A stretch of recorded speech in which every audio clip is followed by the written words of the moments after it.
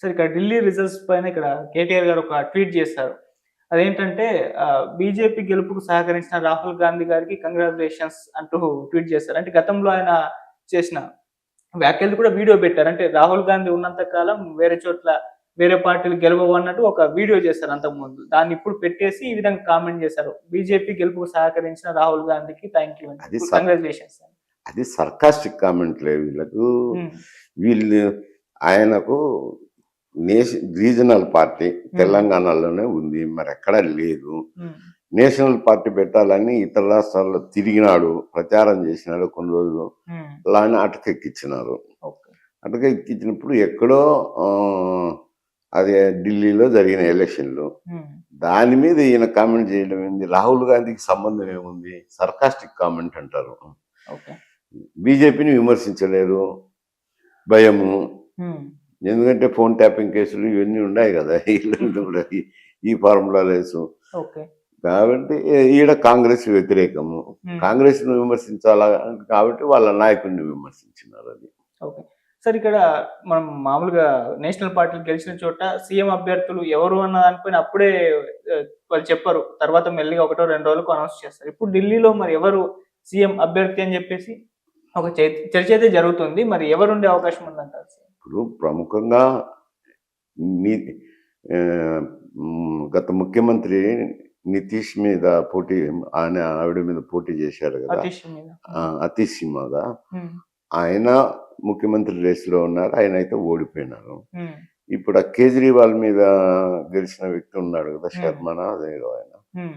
ఆయన కూడా ముఖ్యమంత్రి రేసులో ఉన్నారు. ఓకే. ఆయన నేషనల్ పార్టీ కాబట్టి నలుగురు బీజేపీ అధ్యక్షులు, హ్మ్. హోం శాఖ మంత్రులు అమిత్ షా గారు, వీళ్ళందరూ కూడా నలుగురితో మాట్లాడి చర్చించిన తర్వాత అభ్యర్థిని నిర్ణయిస్తారు. ఓకే. అది నేషనల్ పార్టీలో ఎప్పుడైనా జరిగేది. ఓకే. ఇక్కడ రీజనల్ పార్టీ అంటే దానికి అధ్యక్షుడు ఉంటాడు, ఆ అధ్యక్షుడే ముఖ్యమంత్రి అవుతుంటాడు. కాబట్టి దాంట్లో చర్చ రాదు. ఓకే. నేషనల్ పార్టీకి రీజనల్ పార్టీకి అది తేడా వస్తుంది. ఓకే.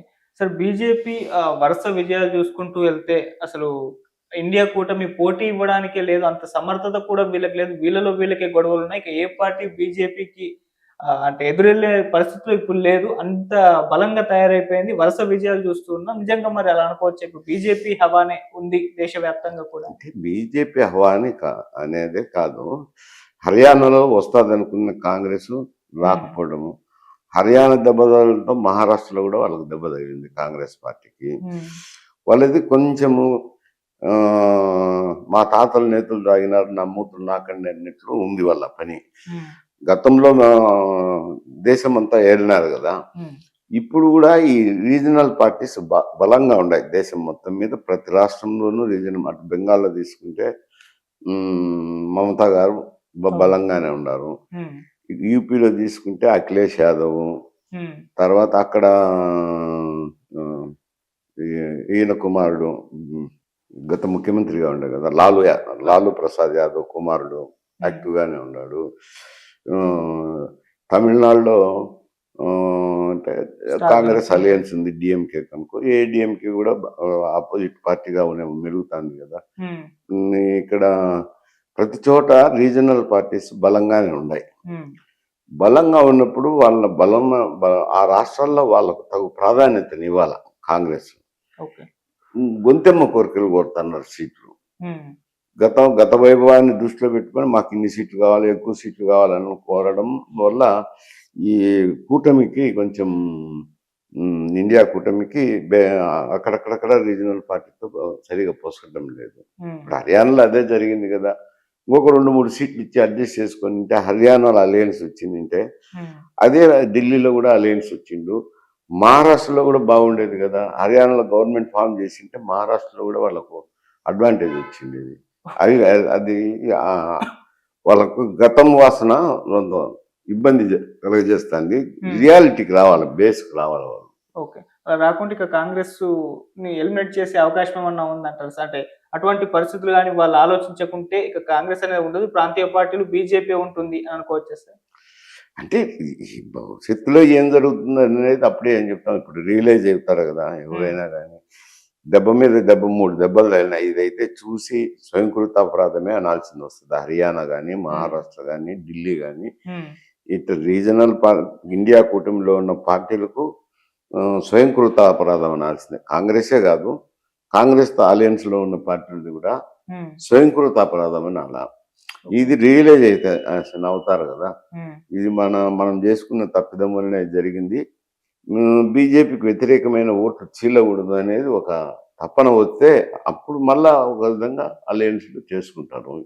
ఇప్పుడు ఈ గతానుభవాలను దృష్టిలో పెట్టుకొని రేపు పొద్దున్న ఇచ్చిపుచ్చుకునే ధోరణిలో రీజనల్ పార్టీస్ ఉంటారు, కాంగ్రెస్ ఉంటుంది. ఓకే సార్, ఇక ఎన్నికల ఫలితాలు రాగానే ఎక్కడన్నా సార్ దేశంలో చూసుకుంటే సార్ ఓడిపోయిన ప్రతిపక్షం నుంచి ఒక కామెంట్ నేచురల్ గా వినిపిస్తూ వస్తుంది. అది ఈవీఎం ట్యాంపరింగ్ అని చెప్పేసి ఇక్కడ ఏపీలో జరిగింది, మహారాష్ట్రలో జరిగింది, హర్యానాలో కూడా అని అన్నారు. కాకపోతే ఢిల్లీలో కేజ్రీవాల్ గారు పదం ఎత్తలేదు. ఆయన ఓపెన్ గా చెప్పేశారు, ప్రజల నిర్ణయాన్ని మేము గౌరవిస్తాం, బలమైన ప్రతిపక్షంగా ఉంటామని చెప్పేసి ఒక వీడియో అయితే రిలీజ్ చేశారు. కాకపోతే పోలింగ్ జరిగేటప్పుడు ట్విట్టర్ లో ఈవీఎం ట్యాంపరింగ్ అంటే ఒక ట్రెండింగ్ అయితే అయింది సార్ ఆ పదం. సో దీన్ని మీరు ఏ విధంగా చూస్తారు సార్?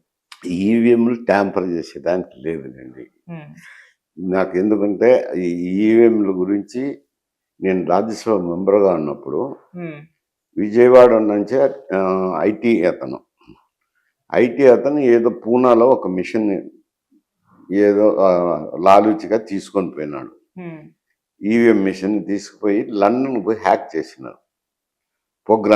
చిప్ ప్రోగ్రామింగ్ చేంజ్ చేసినారు. చేసిన తర్వాత అతను వచ్చి ఢిల్లీలో చూపించారు నాకు, కొందరు మిత్రులకు, రాజ్యసభ మెంబర్లకు చూపించి చంద్రబాబు నాయుడు గారితో ఇంటర్వ్యూ కావాలని అంటే చంద్రబాబు నాయుడు గారితో ఇంటర్వ్యూ ఇప్పించారు. ఆడ డెమాన్స్ట్రేషన్ చేశారు. చేసినాక ఇది దేశం మొత్తం మీద చేస్తే బాగుంటుంది, కాంగ్రెస్ ఇతర పక్షాలు ఉన్నాయి కదా, అప్పుడు కాంగ్రెస్ అధికారంలో ఉన్నది. ఇప్పుడు అన్ని రాజకీయ పార్టీలను మా క్వార్టర్స్లోనే సమావేశం చేశాం. లాలూ ప్రసాద్ యాదవ్ గ్రూప్ వాళ్ళనైతేనేమి, అఖిలేష్ యాదవ్ గ్రూప్ వాళ్ళనైతేనేమి, కమ్యూనిస్ట్ పార్టీలనైతేనేమి, తెలుగుదేశము, ఇక్కడ అప్పుడు డిఎంకే అనుకుంటా, డిఎంకే అయితేనేమి, వీళ్ళందరినీ పిలిపించి డెమాన్స్ట్రేషన్ చేశాడు అతను. పాప అందరినీ నొక్కమన్నాడు. ఎవరు నొక్కినా కాంగ్రెస్కే పోతుంది ఓటు అంటే ప్రోగ్రామింగ్ చేశారు ఈవీఎంలో. అప్పుడు అందరూ ఎన్నికల కమిషన్ కలవాలా, ఎట్లయితే అన్యాయం అయిపోతాం, ఇది ప్రభుత్వం అయితే చేయొచ్చు కదా అని. సరే, ఎలక్షన్ కమిషన్కి వెళ్ళిన తర్వాత ఎలక్షన్ కమిషన్ ఇట్లా జరిగేదానికి అవకాశం లేదు, ఏదో ఒకటో రెండో మిషన్లో వాళ్ళు ఏదో ప్రోగ్రామింగ్ చేసినారు, మా దగ్గర జరిగే అవకాశం లేదు అని చెప్పారు అని ఆయన ఎక్స్ప్లెయిన్ చేశాడు కూడా ప్రొసీజర్. ఈవీఎంలన్నీ డిస్ట్రిక్ట్ కలెక్టర్ దగ్గర ఆధీనంలో ఉంటాయి. ఉన్నప్పుడు అవి ఎన్నికలు జరిగే సమయంలో నియోజకవర్గాలకు పంపించాలా అని అన్నప్పుడు అన్ని రాజకీయ పక్షాలను, ఆ రాష్ట్రాల్లో ఉన్న రాజకీయ పక్షాలను పిలిపిస్తాము. ఒక 10 మిషన్లను ఎంపిక చేసుకోమంటాము, మాక్ పోలింగ్ జరిపిస్తాం.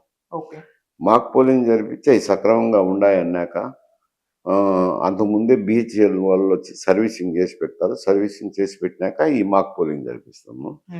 జరిపించిన తర్వాత అవి నియోజకవర్గాలకు పంపిస్తాము. ఏ నియోజకవర్గానికి ఎన్ని అవసరమైతే ఎక్స్ట్రా దాని నిర్ణీతం ఉంది, ఆ నిర్ణయం ప్రకారం పంపించేస్తాము. ఆ ఈవీఎంలు అక్కడికి తాలూకా నియోజకవర్గ స్థాయికి పోయిన తర్వాత నియోజకవర్గంలో ఉన్న అప్పటికి శాసనసభ్యులు ఉంటారు కదా, నిలబడే అభ్యర్థులు ఉంటారు కదా, వాళ్ళ ఏజెంట్లను, ప్రధాన ఏజెంట్లను పిలిపిస్తాము. అభ్యర్థుల ఏజెంట్ వచ్చిన తర్వాత వాళ్ళను ఆ నియోజకవర్గానికి వచ్చిన ఈవీఎంలన్నింటిలో ఒక 10 ఎంపిక చేసుకోమంటాము. ర్యాండమ్గానే వాళ్ళ బుద్ధిబుట్టిని తీసుకొచ్చుకోవచ్చు. అవి మాక్ పోలింగ్ చేసిన తర్వాత మళ్ళీ పోలింగ్ బూత్లకు పంపిస్తాము. పోలింగ్ బూతులకు పోతే ఎన్ని పోతాయి? 3 మిషన్లు పోతాయి, 4 మిషన్లు పోతాయి, 5 పోతాయి, 6 పోతాయి. బూతులను బట్టి, ఓటర్ల సంఖ్యను బట్టి మిషన్లు పంపిస్తాము బూత్ స్థాయికి. బూత్ స్థాయి పంపించేటప్పుడు పోలింగ్కు ముందర గ్రామంలో బూత్ ఏజెంట్ ఉంటారు కదా, ఆ బూత్ ఏజెంట్లతో 2 మిషన్లు తీసుకోమని, వాళ్ళ బుద్ధి పుట్టిన మిషన్లే తీసుకోమని మాకు పోలింగ్ చేయిస్తాము.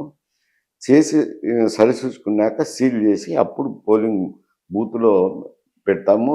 3 రకాల వడపోతలు పోసినప్పుడు ఎక్కడో ఒక చోట తేలుతుంది. ఓకే. తేలినప్పుడు ఇంకా ట్యాంపర్ చేసే దానికి అవకాశం లేదు కదా. వాళ్ళే ఎంపిక చేసుకుంది 10 మిషన్లు. ఈ మాక్ పోలింగ్ చేసినాము. చేసిన తర్వాత చేసి వచ్చే అధికారమే లేదు కదా, అవకాశమే లేదు కదా. మళ్ళా ఆ తర్వాత దానికి తోడు ఇంకా ఫుల్ ప్రూఫ్గా ఉండాలని ఈవీప్యాట్లు పెట్టినారు ఇప్పుడు. ఏదైనా కానీ ఏ పార్టీకి ఎన్ని ఓట్లు పడినాయని ప్రింటింగ్ అవుతాయి కదా, ఒక్కొక్క బూత్ అవుతాయి.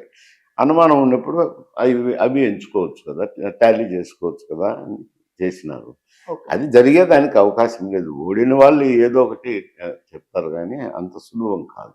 Okay sir.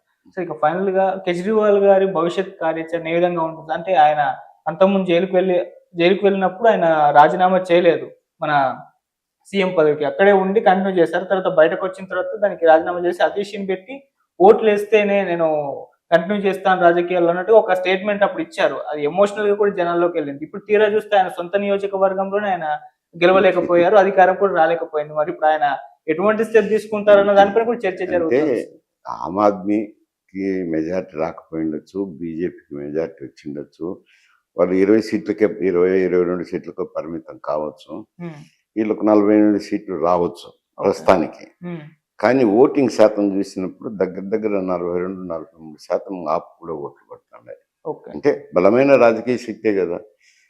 ఇవన్నీ ఒక మాట తప్పటడుగు వేసినారని శిక్షించినారు. మాటికి శిక్షించారు కదా. అదే ఒక్క తప్పటడుగుకే మాటికి శిక్షించరు. మళ్ళీ నిలదొక్కునే దానికైతే అవకాశం ఉంది. కాకపోతే ఈ ఇండియా కూటమిలో ఉన్న పార్టీలన్నీ వాళ్ళ మనుగడ కోసం ఐకమత్యంగా పోరాడాల్సింది ఉంటుంది. దేశం మొత్తం మీద ఒక కూటమి